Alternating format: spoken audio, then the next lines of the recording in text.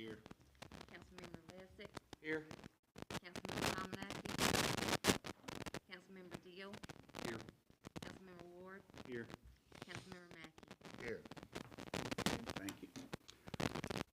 Next on the agenda is approval of minutes of our previous meetings. We can do the work session and the regular meeting minutes in one vote.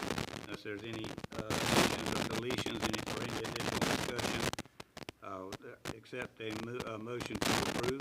Motion to approve. And a motion and a second. All those in favor, say aye. And those opposed? And it passes. Reports of our standing committees and departments. Chief, you got, everybody has had a copy of that. Chief, you got anything to add to that? Bucky, about the fire department? Well, not really that, but I just want to report that we did receive the funding for the safety grant. The checks came in, and on the 22nd, we'll have an annual Christmas breakfast at the station. I want to invite all y'all to come if you're available. Thank you. Wallace and Public Works? No, sir. Bethany, Main Street? Great Veterans Day program, great parade, so everything's looking good. New lights on Main Street, all is well. Very good. Okay, senior citizens update. You got anything for us tonight? Okay. Well, we want to thank you all also for today. We were able to go to Valdosta and do a little shopping, and the bus ride was just perfect. But we also have the Christmas tree, and on that Christmas tree is a list from some of the homebound. And it has little things that they would like, their favorite, book, their favorite snack and whatnot. And there's still a few more left on that Christmas tree. And I'm hoping that you all will come by the center and just clean the tree. Maybe about 15 more left. But I know you all want to make some senior that is homebound happy. So that's all I have to say tonight. So please, help us make somebody's happy. After all, this is Christmas. It's the thought of it is giving. It's not always receiving. Thank you. Thank you. Next up under new business is Resolution 22-50. It's a Gilmore Street property award bid. And under this resolution, it accepts a bid of $55,000 from the First Baptist Church of Blackshear, and it also restricts the use of the proceeds to future real estate purchases, as we had discussed in our work session. Does anybody have any questions or discussion on that? Not, we'll entertain a motion to approve. Motion. Have a motion, need a second? Second. Have a motion and a second. All in favor, say aye. Aye. And those opposed? And it passes. Next one is Resolution 22-51. It's our 2023 council meeting dates. This is for a council meeting and work session dates. I think we changed the ones that Sharon had conflicts on. They're in March to Monday. Okay. So all those have been changed since we had talked at the work session. Does anybody have any other discussion or questions on that? If not, we need a motion to approve. Motion to approve. Have a motion, need a second? Second. Have a motion and a second. All in favor, say aye. Aye. And those opposed? And it passes. Resolution 2022-52 is a new alcohol license at the Easy Food Mart. It's not a new establishment, it's just a new owner at a established food mart, as we discussed in our work session. Anyone have any further questions on that? If not, we need a motion to approve. Motion. Have a motion, need a second? Second. Motion and a second, all in favor, say aye. Aye. And those opposed? And it passes. Resolution 2022-53 is an alcohol license renewal. This is one of the ones that came in after we approved all of the ones at our last meeting or at the annual renewal of the license. There was just one that came in late. Is that correct, Jenny? This would be all of the license renewal in the city. Anyone have any questions on that? If not, we need a motion to approve. Motion. Second. Have a motion and a second. All in favor, say aye. Aye. And opposed? And it passes.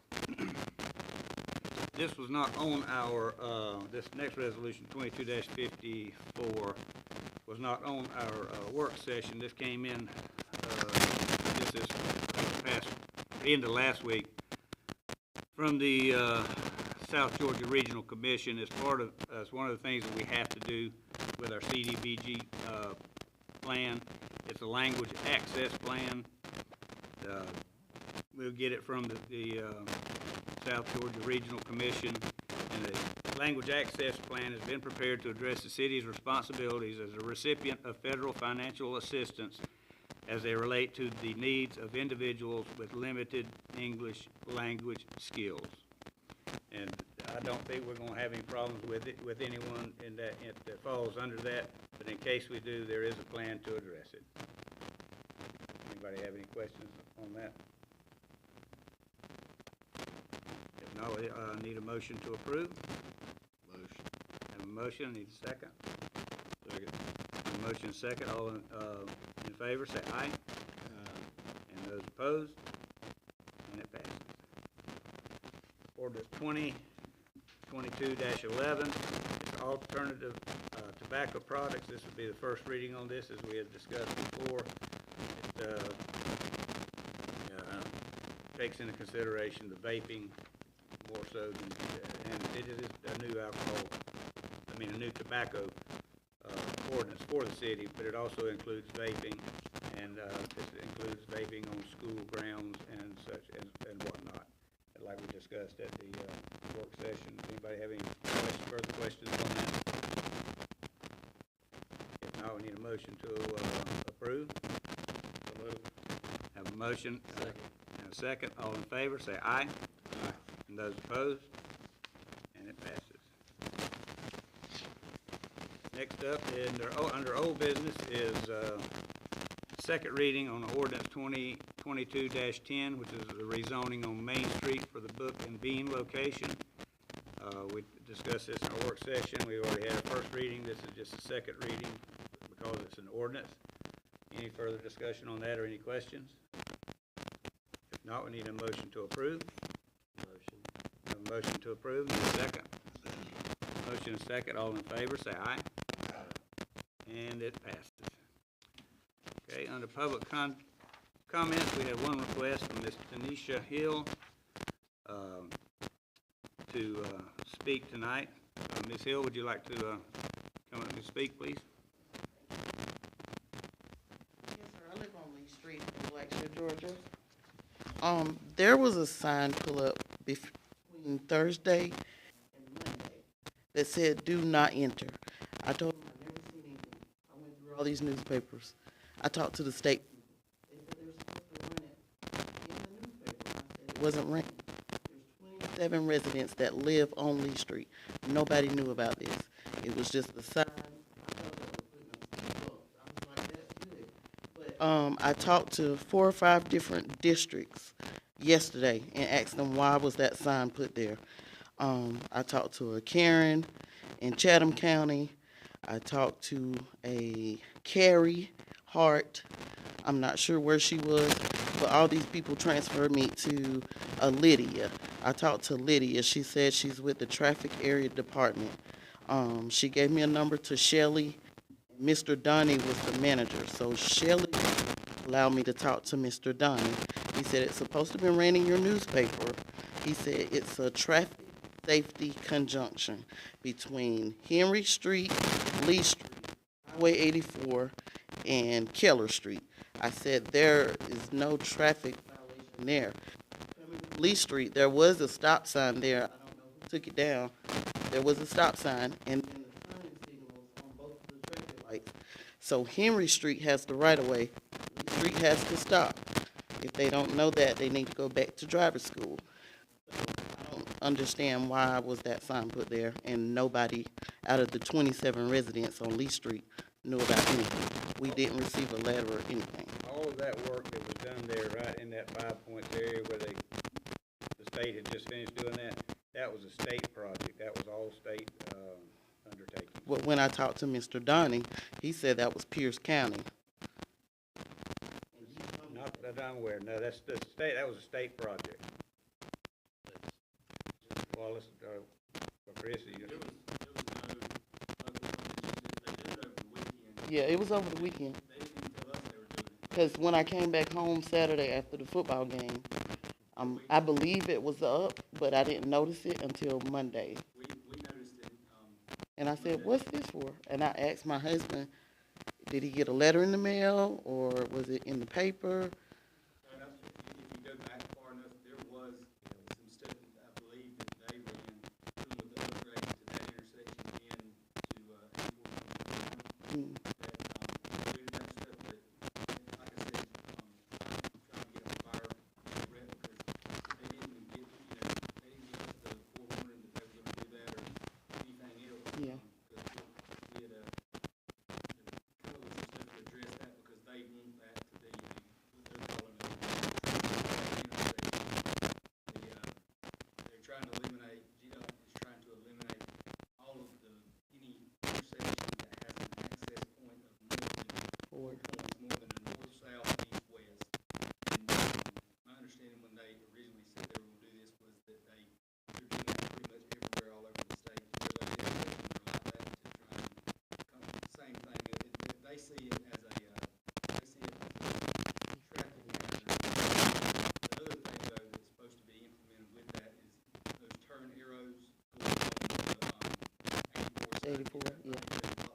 We've been asking for that for years, on the side streets, it's got the turn arrows, but where it really needs to be is on 84, because, that lot of, during the peak times, that lot of cycling, nobody can turn.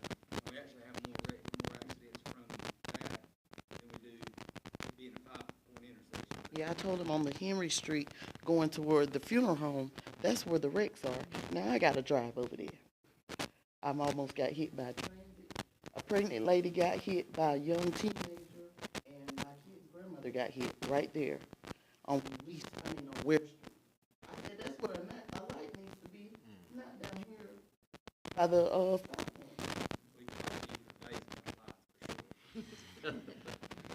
and Ms. Hill, another thing on that, when they started the work, they didn't even notify us when they were gonna start that work. yeah, 'cause I left, I got off from work and I left, and I came back that Sunday, well, it was Saturday night, like late. And then when I got up, a lot of people been going through it because they didn't even know it. I said, yeah, that's a one-way street now. That was all, So state did that. that was all, yeah, Okay, yes, ma'am. all right. I'll get with state again. Good luck with that. Oh, yard debris. I called 2 months ago, and they said they were gonna get someone there.